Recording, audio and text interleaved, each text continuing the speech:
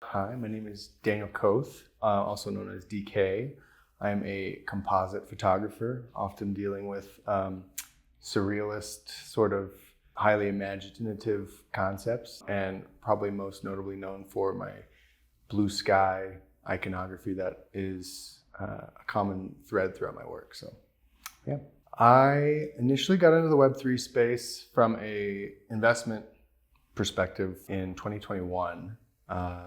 And it was a really new and exciting time. I think it was there's a lot of opportunity there. And from there, just by proxy of being in the space at that time, I was around when photography as a medium sort of became a more viable art form in Web3. And I was able to mint some of my work towards the end of 2021 and was able to find success. And it was certainly unintended. I, again, came in from the financial perspective, just looking for diverse investments.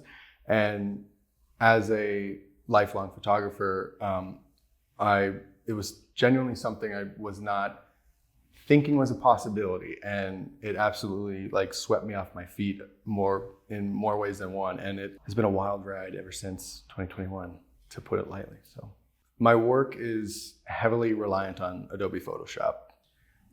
Because I'm a composite photographer, that's often photos. My work ends up being anywhere between 3 to 6 different photographs sort of layered on top of each other, and Photoshop is the sort of where I spend 85 to 90% of my time when I'm post-processing my work. And then I end up finishing in Adobe Lightroom. That's sort of where I end up putting the final touches. Once I've finished the compositing, I will finish it off to give it sort of get the colors right and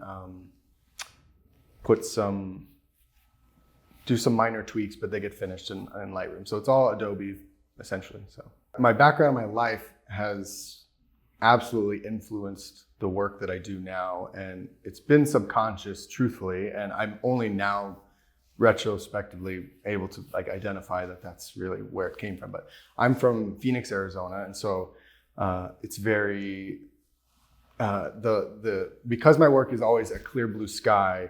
In Phoenix, in Arizona, the Southwest in general, blue skies are present more days than not, it seems like. And that has always been, the blue sky has sort of been the backdrop of my entire life.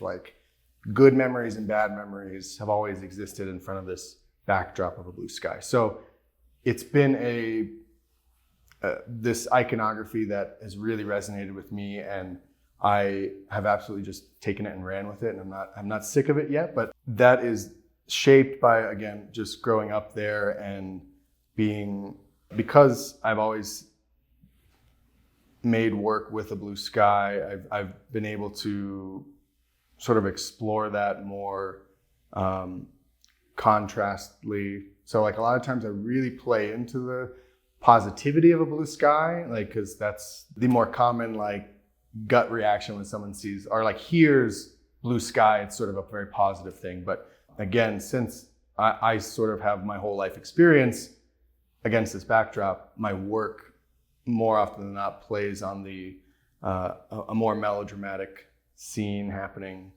against a blue sky backdrop. And that's 100% based on, that is a result of having lived there and grown up in that space.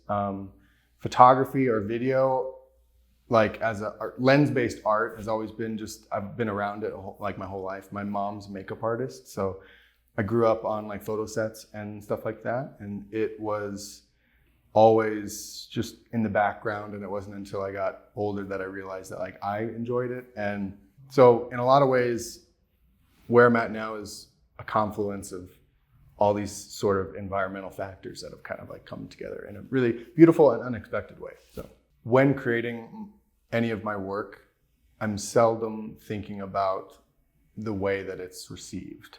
Maybe that's considered selfish to a certain extent, but art for me has always been a very therapeutic thing. So it's very personal to me. And so I feel very fortunate that I have the mindset of making work for myself.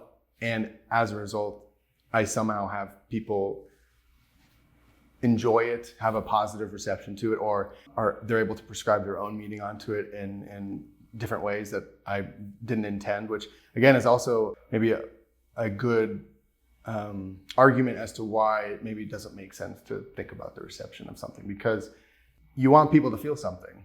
And if you're trying to leap ahead to that as an artist, like to really try to make someone feel a certain way, then you're almost asking to be let down, I feel like maybe. So yeah, I make the work for myself, and the reception is sort of this organic thing that is more often than not a surprise to myself, and something I look forward to seeing what that reception is. So a different aspect of the creation process, but enjoyable in and of itself. From now until the end of the year, I'm wrapping up a few collections. Again, sort of blue sky centered. I have a collection called Blue Skies Forever, which is a collection that my intentions are to bring together a lot of the characters and compositions, iconography of all aspects of my work into one sort of narrative.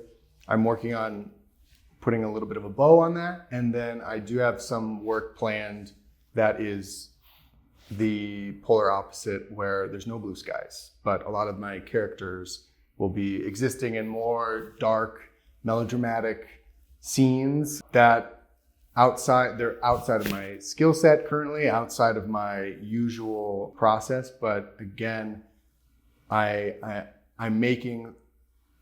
diving into different compositions and different colors for myself to sort of push the limits not limits, but out of my own comfort zone, I would say. So I have a lot of like very dark work that I'm working on that'll probably maybe be at the end of the year or beginning of next year.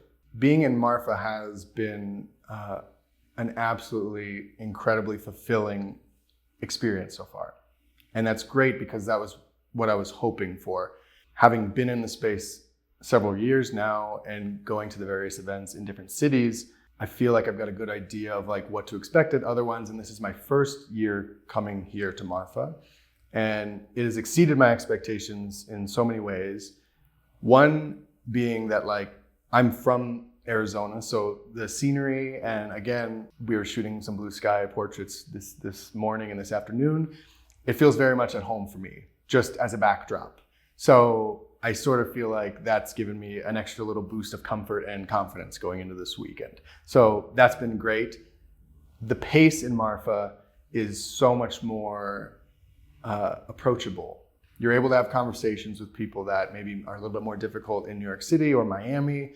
And that has just been an absolutely beautiful experience. I'm just coming from my own first solo show, and I've been able to I met people, photographed them, and like had incredible conversations. So those are things that I feel are much more difficult to have in other cities and other events throughout the space.